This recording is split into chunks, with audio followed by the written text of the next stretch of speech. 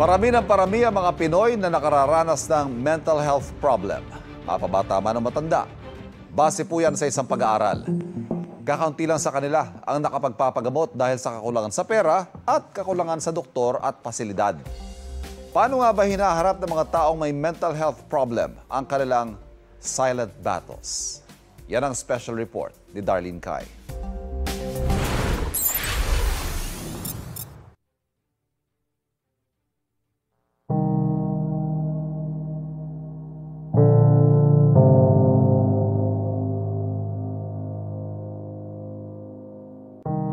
Hindi natin alam ang pinagdaraanan ng bawat isa. Gaya ng 29 na taong gulang na si Neil. Marketing professional, law student, palakaibigan at masayahin. Pero hindi pala ito ang buong kwento.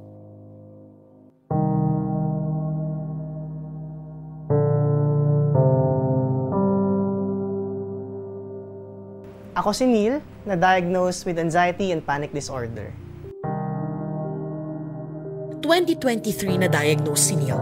Noong unay ilang beses siyang isinugod sa ospital dahil sa hindi maipaliwanag na nararamdaman. Nakahiga ako, tapos hindi kasi ako makatulog dun eh. Bigla na lang bumilis yung tibok ng puso ko. As 150, 160 yung palpitation essentially. Pagkatapos ng lahat ng tests, hindi raw siya nakitaan noon ng mga doktor ng karamdaman. Noong mga panahong ito, marami rin siyang ibang pinagdaraan ng pagsubok sa buhay, gaya ng stress, pamumuhay mag-isa at na-scam pa siya. Kaya pinayuhan siya ng doktor na baka psychological o ang kanyang mental health ang pinagmumula ng mga iniindang sakit. Pero hindi niya raw ito matanggap noon kaya hindi raw siya agad lumapit sa isang psychiatrist o psychologist. Once na pumunta ka sa psychiatrist, quote-unquote, baliw na ako. Ganon yung notion ko that time.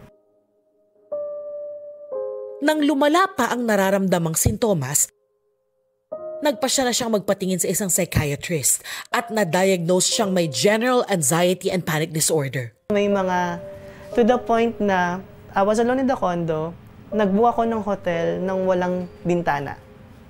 Anything. Bakit walang bintana? I was living in 26th floor. And natakot ako mismo sa sarili ko. And sabi ko, hindi ako to. Kung kay Neil ay hindi maipaliwanag na pagkabalisa, para kay Sandy naman ay malulupit na boses na siya lang ang nakakarinig. Ako si Sandy Miguel Descalzo at meron akong bipolar type 2 disorder. 22 years old si Sandy nang magsimula siyang makaranas ng hallucinations. Sa kanyang utak, tila raw may mga boses na lumilibak sa kanya. I found it really hard to deal with the hallucinations. Parang nade-detach ka from reality and you believe the voices are true. Matapos siyang ma-diagnose sa may bipolar 2 disorder, nahirapan daw siyang tanggapin ang kanyang sakit, lalo pa nang malamang pangmatagalan na ito. I thought before na if you get diagnosed and treated, gagaling ka na. Pag nawala na yung symptom mo, titigil ka na maggamot. Pero apparently, it's a lifelong illness. Maraming gaya ni na Sandy at Neil.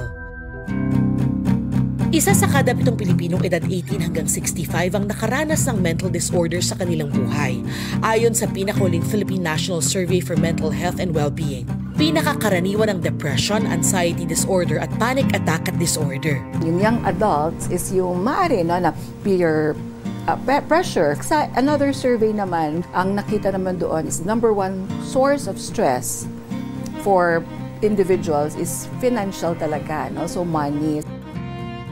Mas marami naman ang mga bata o mga edad 4 hanggang 17 ang may mental health disorder.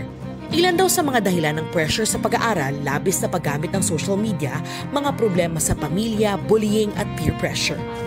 Sa dami ng mga Pilipinong nakararanas ng karamdaman sa pag-iisip, marami rin ang hindi man lang nakapagpapatingin o nakapagpapagamot. Very important na magpa-consult sila sa isang doktor because itong mga mental health conditions na ito ay highly treatable. Base sa pag-aaral, mahigit 11% lang daw ng mga Pilipinong may problema sa mental health ang nagpapagamot. Pinakakaraniwang dahilan ang kawalan ng sapat na pera para magbayad sa doktor at magpagamot.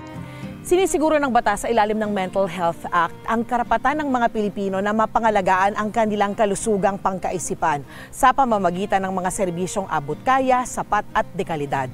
Ang tanong, ito nga ba ang nararanasan ng ating mga kababayan? Ilan sa mga itinakda ng Republic Act 11036 ang mga sumusunod.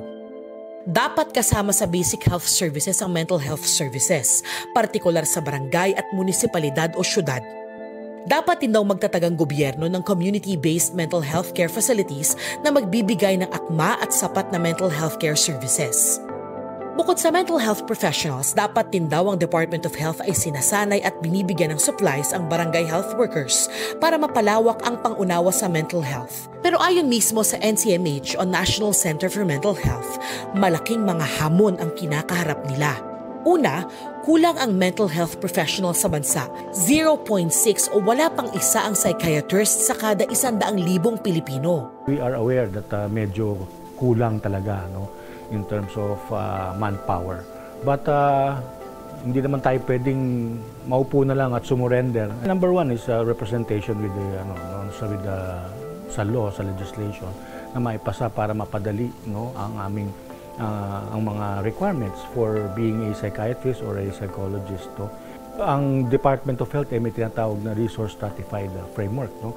Yun nakatugon sa amin na magtayo ng mga specialty centers all over the Philippines, no, regions, para matugunan yung mga acute, no, na psychiatric issues. No? Nagbibigay rin naman daw ng libreng gamot at konsultasyon sa mga pampublikong ospital.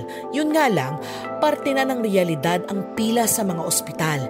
Dito lang sa NCMH, halimbawa, 200 hanggang 300 pasyente raw ang nagwo-walk-in kada araw. May 24/7 suicide hotline din ng NCMH. Sabi ng NCMH, marami ang tumatawag sa hotline. Actually, pre-pandemic, we are just receiving around 400 calls per month. No?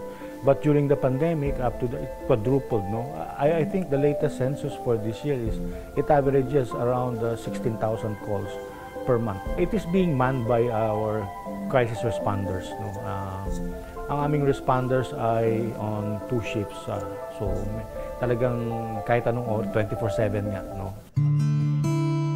Bukod sa pamahalaan, may mga pribadong organisasyon tulad ng Healthy Mind Manila na kinabibilangan ni Sandy. Napakalaking tulong daw na magkaroon ng komunidad na nagsusulong ng advocacy ang pangalagaan ng mental health. Important siya kasi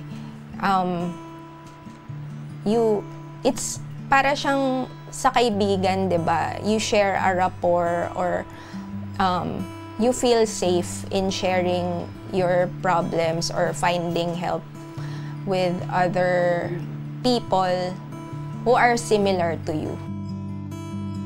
Hindi lahat ng sugat nakikita, hindi lahat ng daing malakas. Kaya sa mundong marami ang may nakatagong pagdurusa, piliing mas maging maunawain at mabuti dahil hindi natin alam ang pinagdaraanan ng bawat isa. Ito ang unang balita. Darlene Kai para sa GMA Integrated News. Kapuso, huwag magpapahuli sa latest news and updates. Maging una ka sa balita at mag-subscribe sa YouTube channel ng GMA Integrated News.